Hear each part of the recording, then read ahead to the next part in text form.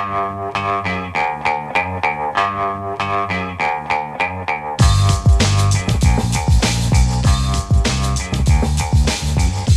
The Brian Lehrer Show on WNYC. I'm Amina Serna, a producer for The Brian Lehrer Show, filling in for Brian today. Good morning, everyone. Coming up on today's show, we're going to preview the G20 summit that will start this weekend in South Africa.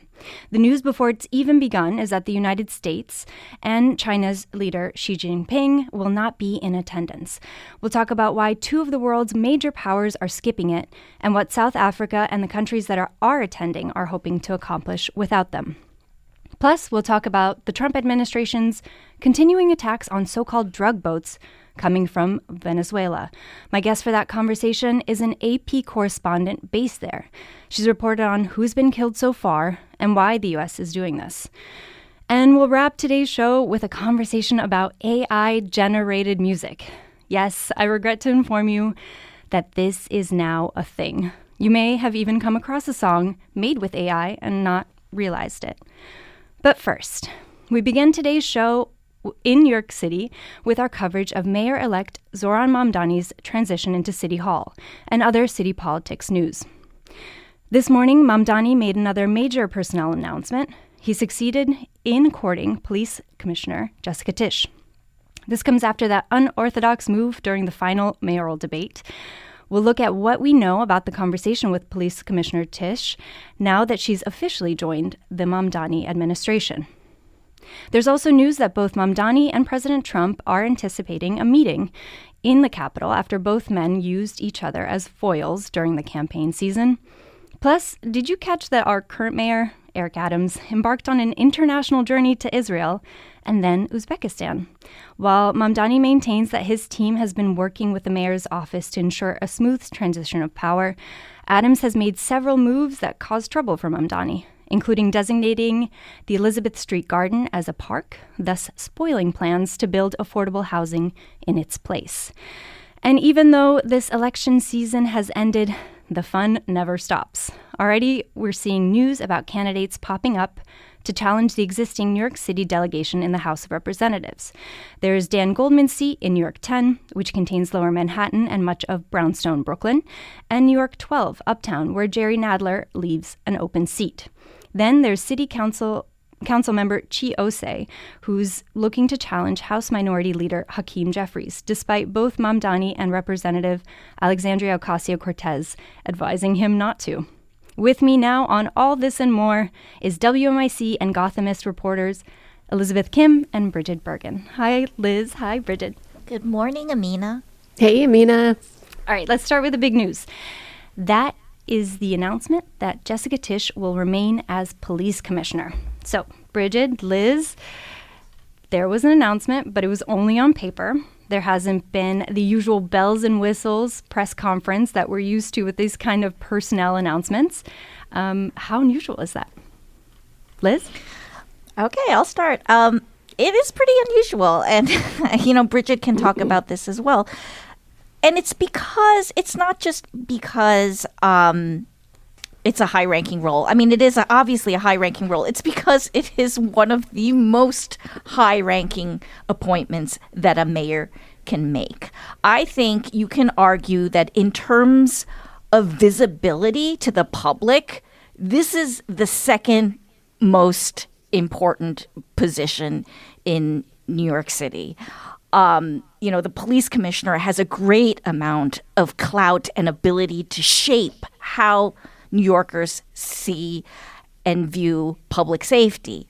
So, yes, and, the way it's done, the customary way it's done is there is a lot of anticipation for who is, shortly after the mayor gets elected in November, there's a lot of anticipation, which is who will he or she choose to be their, top person in charge of the NYPD. And we knew because of the debate that Mamdani said, hours before the debate, the Times broke the story, but in the debate, in the second and final debate, he did confirm that he did want to keep Commissioner Tisch. So that was no surprise. I think what the whole sort of political class has been waiting to see is, what are those negotiations looking like? She and the mayor-elect have some differences on public safety. So there was a lot of anticipation for how this would roll out. And I don't, I think I understand why they wanted to put out the press release, because I think, to kind of forestall maybe some of the chatter. But I still am a little bit surprised that they have not yet announced that they will have a formal press conference, because again, it's because of the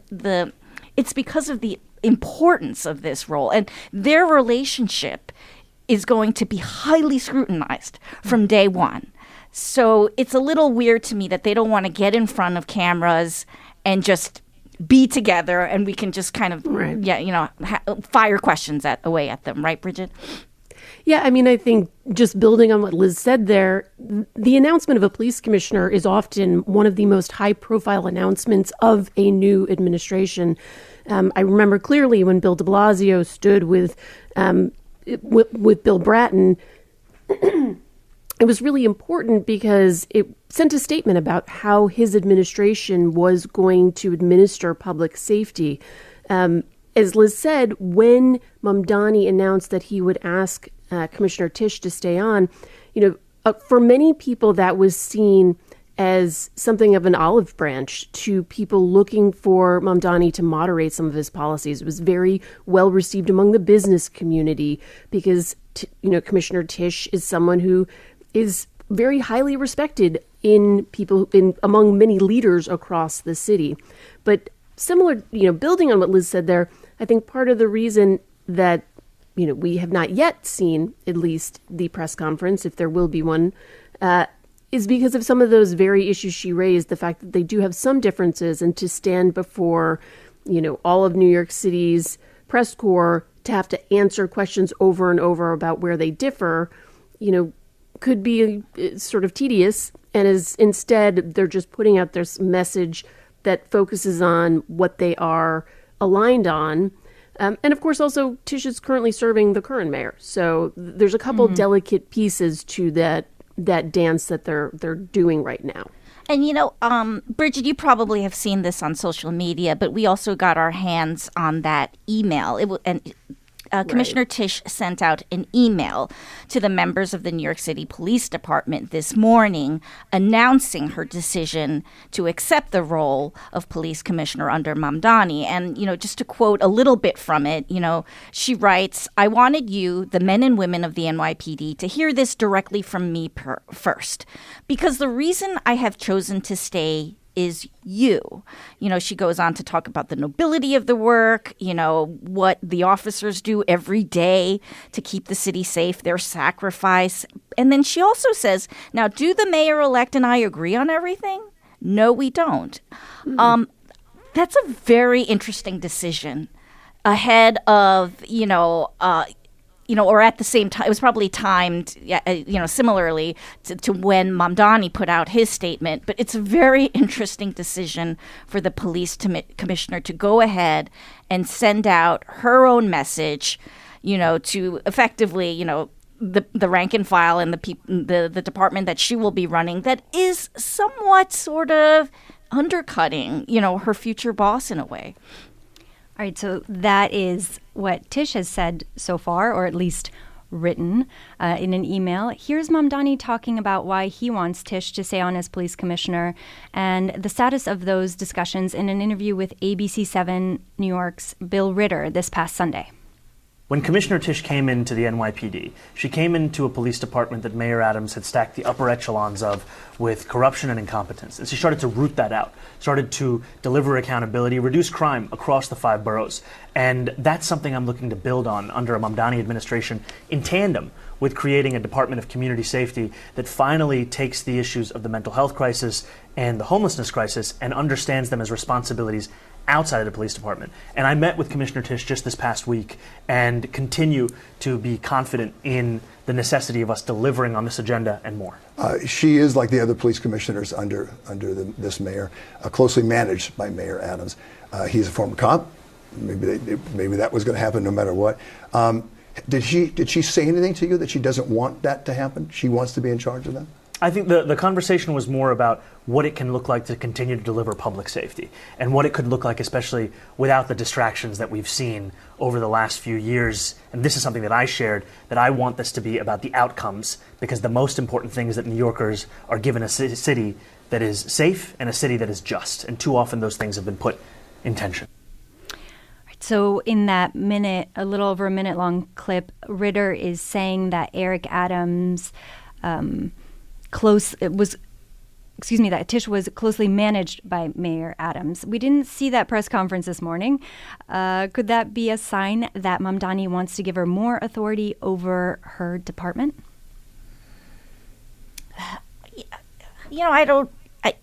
I think it's unclear. I think that Mamdani has been very outspoken in the past about policing and his criticisms of policing.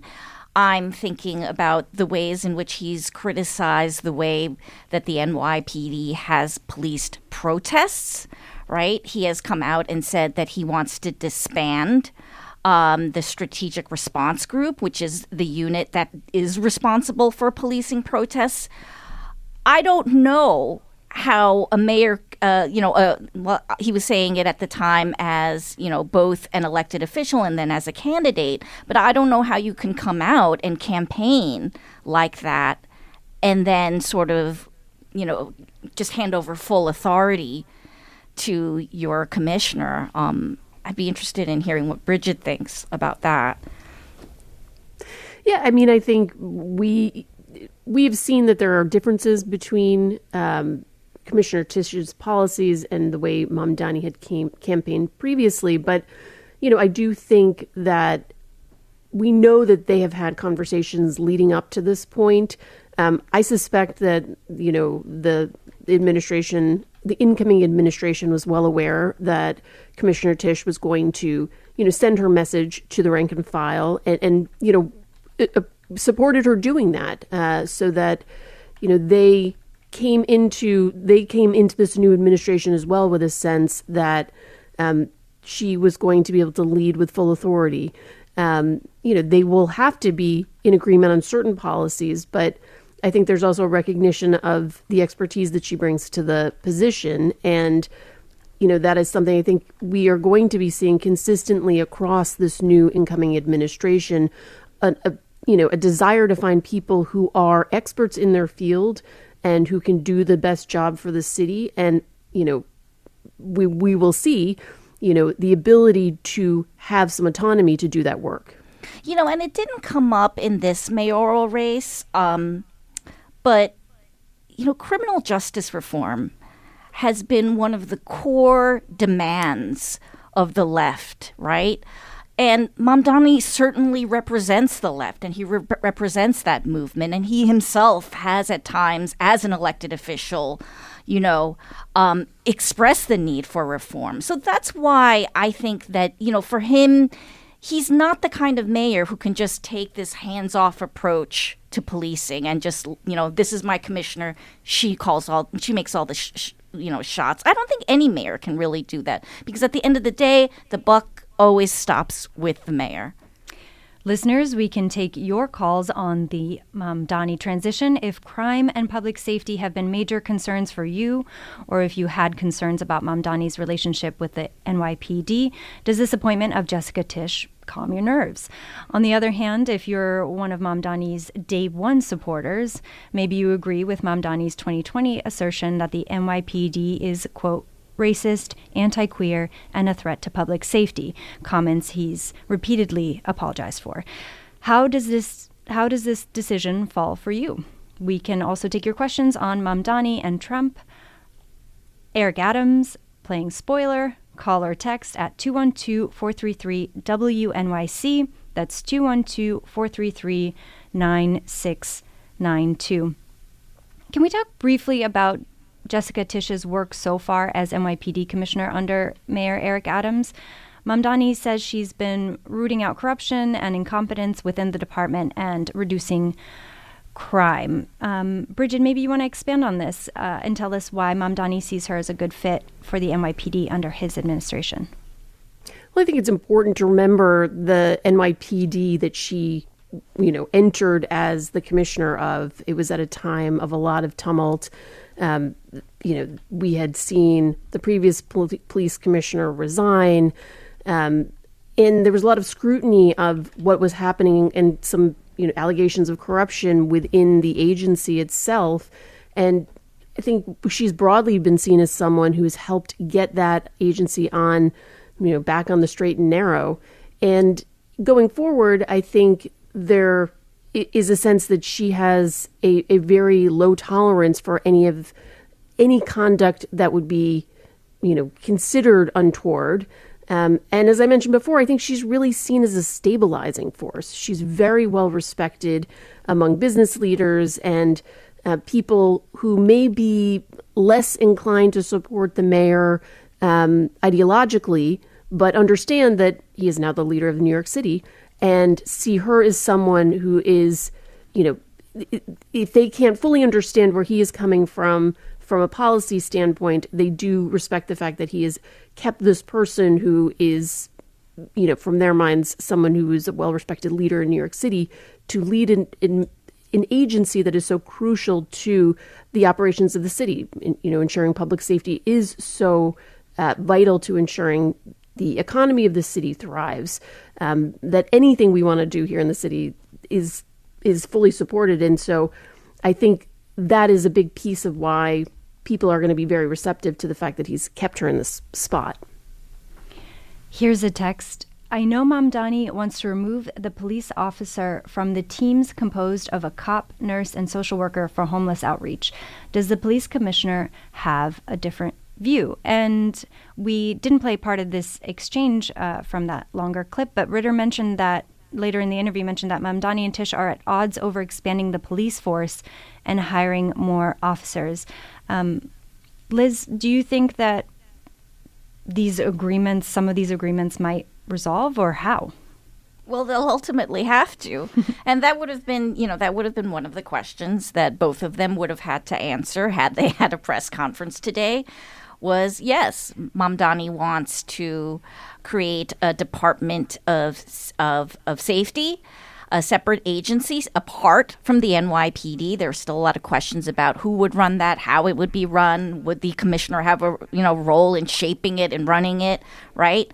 But one of the reasons he wants to create that department is he wants to take these 911 sort of mental distress emergency calls away from police officers. He feels that their job should be doing sort of the everyday work of, cracking down on, solving crime is how he puts it, and not in mental health response. He does not believe that is an appropriate use of police officers.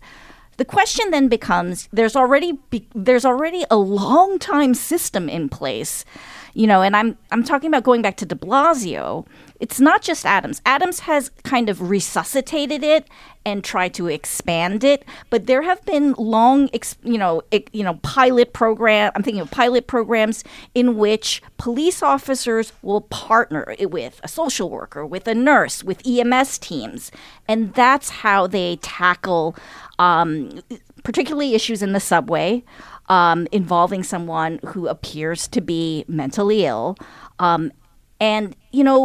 According to some people who have seen it, and certainly some of the officers involved and some of the nurses involved, they make an argument that it works. And, that's a conversation that I'm sure Mamdani and Tisch had, but we don't know where Tisch is on it because, she has declined to really comment on any of this, especially during the election. She felt it was not appropriate to talk about it. But I think now, now that she's accepted the job, I think the public really does deserve to know, what is her view on this approach? Here's another text. How does the Civilian Complaint Review Board feel about her tenure? Liz or Brigid, do you guys happen to know? I don't want to say, there's been a lot of tumult with that board under Adams, and I think that a lot of their frustrations are more directed at the mayor as opposed to the commissioner. You have to remember there have been several commissioners under Mayor Adams. Let's go to a caller. We have David in Brooklyn. David, you're on WNYC. Hi. Yes, hi. Good morning, and thank you for taking my call. In terms of the movement to hold cops accountable and families that have been abused and killed by police officers, we're incredibly disappointed with Mamdani's decision to keep Commissioner Tisch back on board. Just months ago, her own deputy commissioner ruled in one particular case, the case of Alan Felice, a young man who was killed by police officer Lieutenant Rivera in Washington Heights, ruled against her decision to fire this police officer. So if she's really serious and committed about rooting out corruption, problem-prone police officers that continue to abuse the badge and their privileges as police officers, and especially in black and brown communities, Mamdani could have and should have done a whole lot better in terms of selecting a police commissioner. We know he's doing this to appease the ruling class and the permanent government folks in New York City, but that's not good enough for the people that put him in office to do better by the NYPD. David, thank you so much for your call. Please call us back anytime. And let's go to one more caller, Corey in the Bronx, who I believe voted for Cuomo. Hi, Corey. You're on WNYC.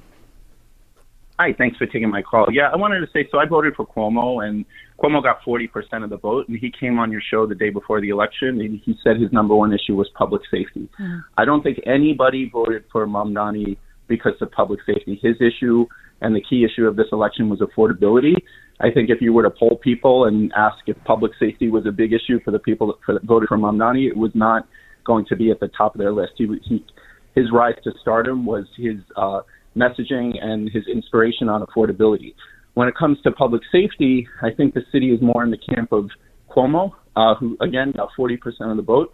So I think Mamdani has to be very careful to really keep a close eye and a strong hand on public safety. We can't have the city start to unravel, crime in the subway, shoplifting. I mean, there's a lot of petty crimes that, people get emboldened when they perceive weakness in the political office.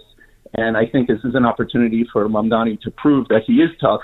But again, his issue was affordability, and I do not think he was elected because of some revolutionary view on public safety. So I wish him the best, but he really needs to keep a strong hold on the city and make sure things don't go downhill. Thank you. Thank you so much for your call, Corey. Brigid, I hear you reflecting there. It's pretty interesting, but where do you want to come in?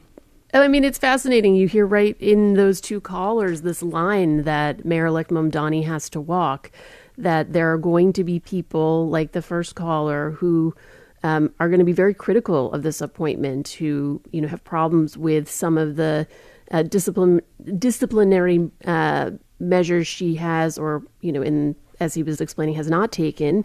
And on the other side of it, you have this caller, who's talking about the importance of public safety for people who did not support Mamdani. When I think back on the mayoralty of Bill de Blasio, his relationship with the police department was such a dynamic part of his mayoralty and a real source of strain very early on that it was hard for him to recover from after, there was this incredibly fatal shooting of these two police officers in December of 2015. I'm pausing because I can't remember if it's 2014 or 2015, but it was very early in his administration. And at the funeral of one of these officers, the rank and file, they turned their backs on Mayor de Blasio. And it was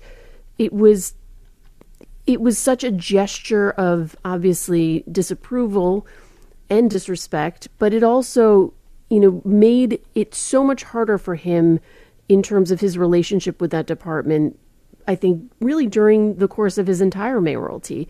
And so I'm sure that those moments are, in the mind of Mamdani advisors, of the mayor-elect himself, and having to weigh the perspectives of, as we heard from those two callers, is something that he's going to have to do each and every day. What I would also add, is that, the point that the caller Corey made, yes, Cuomo was the law and order candidate. He was seen as sort of he was the pro-police candidate. But I wouldn't completely discount Mamdani's idea of, creating this Department of Community Safety, thinking of a new way of handling mental health in this city. Because if we think back, just like turn back the clock to a year ago, right? When we're talking about incidents on the subway that really rattled New Yorkers, and oftentimes, or sometimes, or in the most high profile cases, I should say, it would involve with someone who might have had who had a history of mental illness. So kind of this idea of let's think out of the box. If we accept that what the city has been doing and trying for all these years isn't working, why don't we do something different? And I think that some voters, or the voters who liked Mamdani, were attracted to that precise idea. So I wouldn't completely say that, because he was this progressive candidate, that his supporters, they were drawn to him not because of public safety. I think it was a lot of things that they were drawn to, principally his message on affordability. But I think it is this idea of how do we, it's time to try bold new ideas, particularly ideas that he says are evidence-based, that have worked in other cities. All right. So that was on Tisch. We've spent a lot of time on it so far because there's so much to say, and we still have a lot more news to get through. But before we take a break, Brigid, Liz, are there other major appointments that you're looking out for? Brigid? I think the big one that a lot of people will pay attention to is the school's chancellor, particularly because, Mamdani has signaled he has some, different views on how schools should be run than previous administrations, some questions around the issue of mayoral control. So I think looking to see who he puts in that position, does he keep the current school's chancellor? Does he look for someone who brings a different philosophy to the department? Will be something that certainly a lot of teachers, a lot of parents will be paying attention to. As a parent of a public school student, I'm very curious to see. I think all of the appointments will be interesting because they will tell us more about how he is thinking about what kind of expertise he wants to bring into this administration, and how do you balance, as Liz was saying, kind of the bold new ideas with people who are steady hands and have deep government experience. But I think, the other position in city government that people pay a lot of attention to, beyond just people who are in government, is often the school's chancellor. And schools is really sort of, when you think about policy, that is, in fact, Mamdani's weakness. I think most observers would say, he has a very ambitious plan for universal child care. But that's some could argue, yes, that is early childhood education, but it's not really a big vision. He has yet to really spell out what his vision is for this, the largest public school system in the country. So that's also why that chancellor position, I think, will be, it's important, but I think that a lot of people want to scrutinize and ask him more questions on his ideas for education policy. After the break, we will switch gears and take a first look at the upcoming meeting between Mamdani and Trump, plus Eric Adams' role as Mamdani spoiler in his last few weeks in office. And we can take your calls on that. We have a few lines open, 212-433-WNYC. That's 212-433-9692. And we'll take your calls right after this break.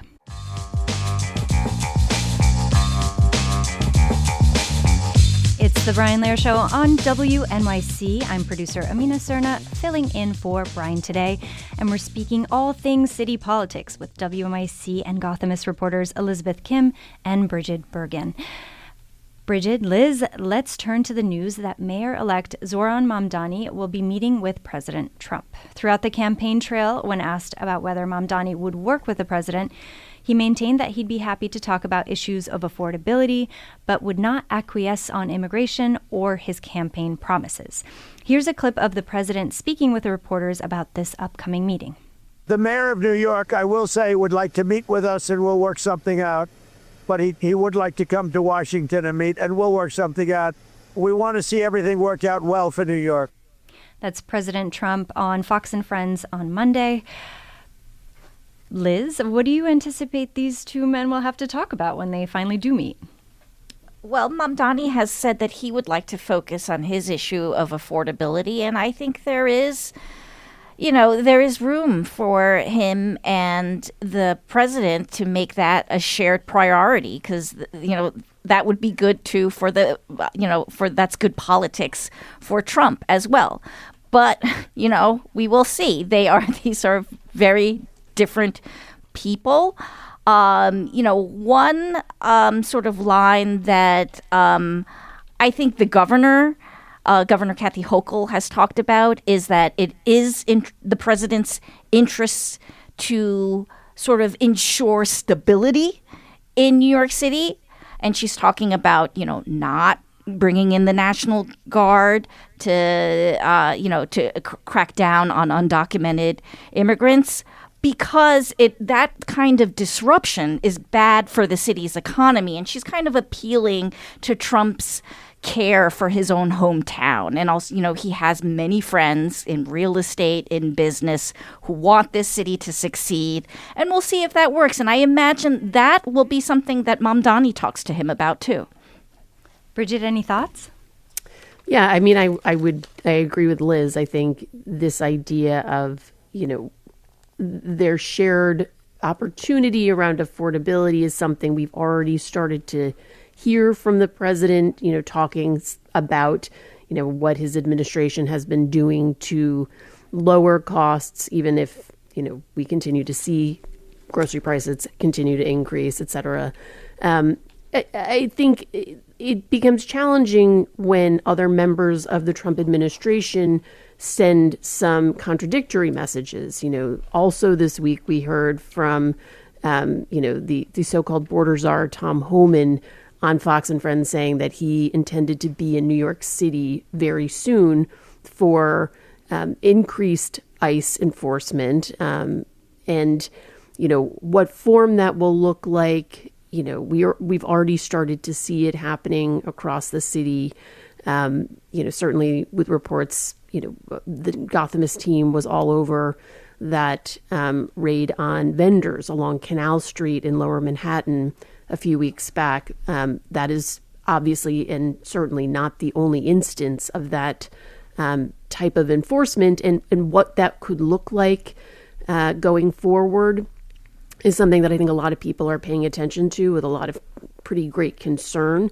Mamdani addressed the question at a press conference that I was at on Monday and said, in addition to talking about some of these issues of affordability, he also wants to talk about how some of the current policies that, for example, could throw hundreds of thousands of New Yorkers off SNAP benefits or could detain and deport New Yorkers as young as the age of 6 are policies that hurt New York. And, going back to this idea of hurting New York is hurting the economy, New York is Wall Street, right? So I think the idea of anything that puts the city as a whole under threat is something that very quickly can be connected to the idea of hurting things that are investments that Trump has personally. The businesses and the allies who support him do not want to see those businesses harmed by some of, the perception of a looming threat or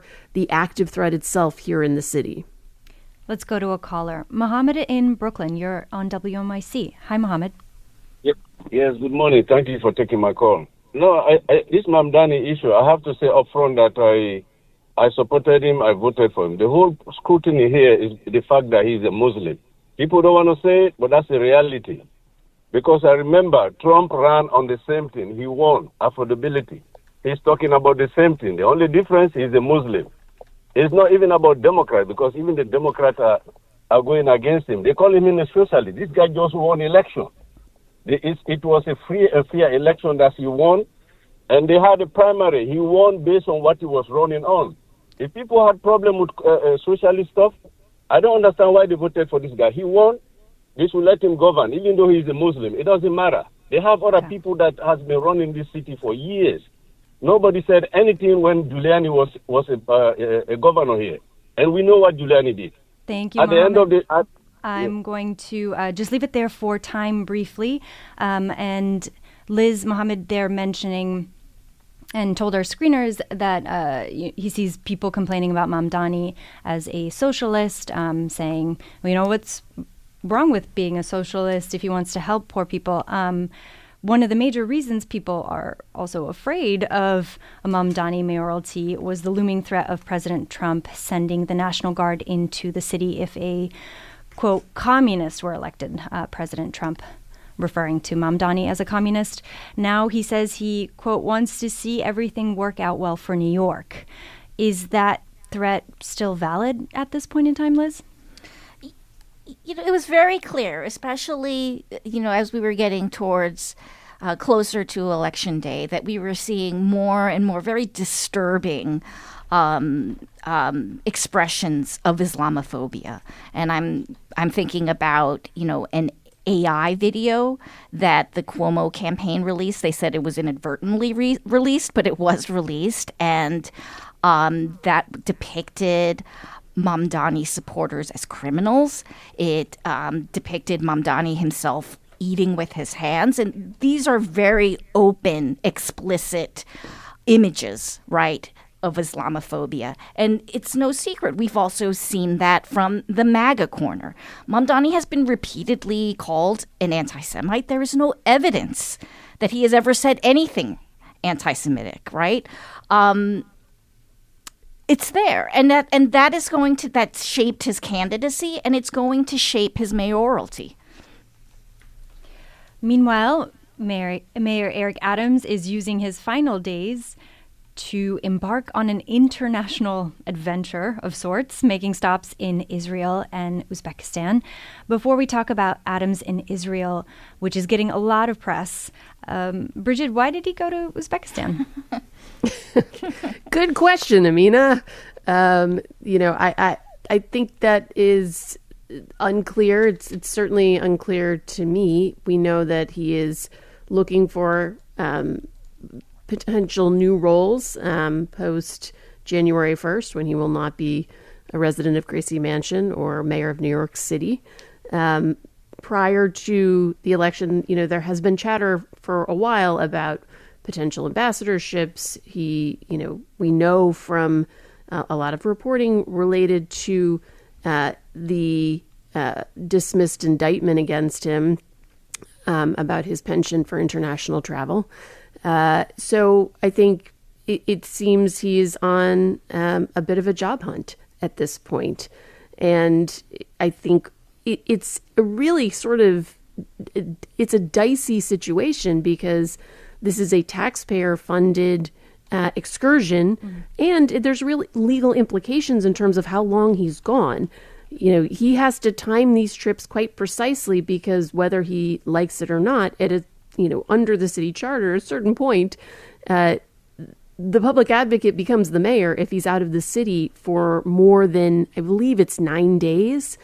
And, you know, that's, I don't think, something that he's particularly interested in seeing happen. So I think it's part of the reason why we are seeing that he will be returning on Sunday, but there's already talk that he may be taking additional travel. Let's hear a clip of the mayor in Israel that made headlines. If I was a Jewish New Yorker with children, I would be concerned right now. I would be concerned right now. And that's something we should not normalize, and it should not be accepted. And I'm not willing to accept it. Liz, can you tell us about the mayor's activities in Israel in relation to this clip? So he went to Israel to talk with business leaders, to talk to political leaders. He had a meeting with Prime Minister Netanyahu. He also paid a visit to the Israeli parliament where he got 2 standing ovations. And the mayor has long been very proud of this relationship that he has cultivated with the Jewish community and with Israel. This is his second trip to Israel. And while he was there, he made a point of saying, I began my mayoralty, like not long after he became mayor, he did take what is considered, kind of an annual, it's not an annual, but it's a rite of passage for new mayors to make this trip to Israel, given the fact that, there are more Jews in New York City. New York City has more Jews than any place outside of Israel, right? That fact is always touted as a reason why the mayor of New York needs to go to Israel. So he makes this second trip, right coming at the end of his mayoralty. But then he kind of puts it out there where he really is sort of telling, kind of fanning fears for Jewish New Yorkers about their safety. There has been a rise in anti-Semitism, in acts of anti-Semitism and hate crimes. But, it's questionable because it kind of comes on the heels of the mayor doing other things that can be seen as sort of undermining his successor, Zohran Mamdani. Mamdani was asked about Adams's comments in a press conference held on Monday. Here's how he replied. I am looking forward not only to deliver for the many Jewish New Yorkers that were a core part of this campaign, but frankly for each and every Jewish New Yorker across the 5 boroughs, as it will be my responsibility that I will uphold to not only protect Jewish New Yorkers, but to celebrate and cherish them in the city, and I look forward to upholding that. What do you think about those comments, though? I think they're indicative of the approach that Mayor Adams has taken in this transition period, and I think it is part of why New Yorkers are so desperate for a new kind of politics in the city. Liz, when asked about concerns of Jewish New Yorkers, Mayor-elect Mamdani has repeatedly said he wants to make the city safe for all through addressing hate crimes in his Department of Community Safety and also through a full implementation of the Hidden Voices curriculum to educate our youngest about the history of Jewish Americans.